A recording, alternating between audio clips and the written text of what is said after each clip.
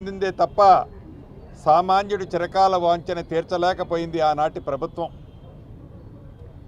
ఇందిరమ్మ రాజ్యంలోని ఈ ప్రభుత్వం మొదటి విడతగా 4.5 నుంచి 5 లక్షల ఇళ్ళు ఇస్తామని, ప్రతి సంవత్సరం రాబోయే 4 సంవత్సరాలలో 20 లక్షల ఇళ్ళు తప్పకుండా పేదవాళ్ళకి, అర్హులైన వాళ్ళకి, పార్టీలకి, కులాలకి, మతాలకి అతీతంగా ఇస్తామని చెప్పాం.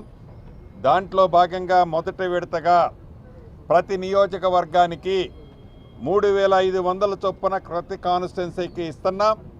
ఇది నిరంతరము జరిగే ప్రక్రియ. ఇందిరమ్మ ఇళ్ళు ఏదో 3,500 ఇచ్చాం అని చేతులు దుడిపేసుకోం.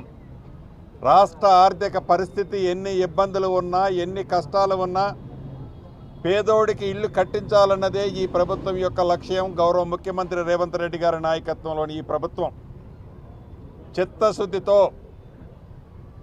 ఎవరికైతే ఇందిరమ్మ ఇల్లు ఇస్తున్నామో 400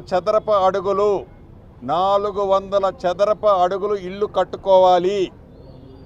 మొదటి విడతగా ఎవరికైతే ఇళ్ల స్థలం ఉందో, ఇళ్ల స్థలము ఉన్నవారికి నువ్వు ఏ పార్టీ అని అడగము.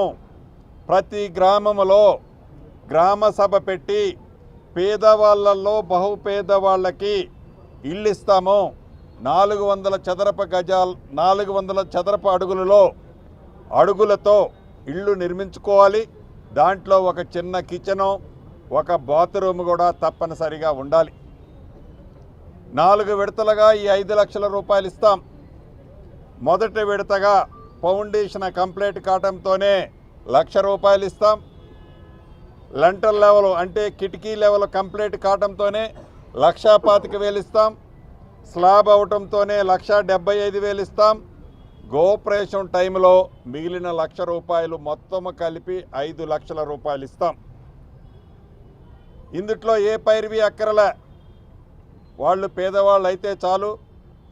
ఆ ఇంటి గృహిణి ఎవరైతే ఉన్నారో ఆడబిడ్డ పేరుతో ఇవ్వాలన్నది ఇందిరమ్మ రాజ్యంలో మా అందరి నిర్ణయం.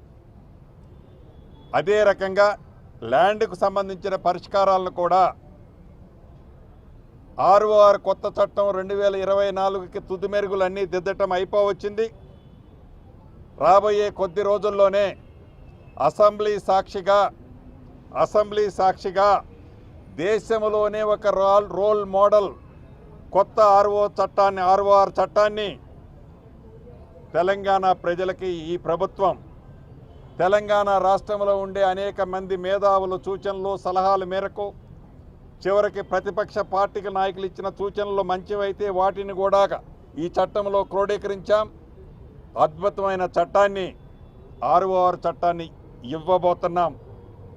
అదే రకంగా ధరణిని ఎన్నికల ముందు మా నాయకులు చెప్పారు, ఇందిరమ్మ రాజ్యంలో ధరణిని పీకి బంగాళాఖాతంలో వేస్తామని.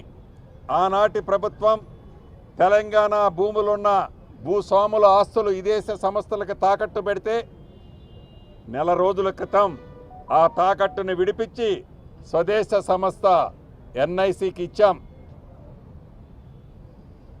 పారదర్శకంగా ఏదైతే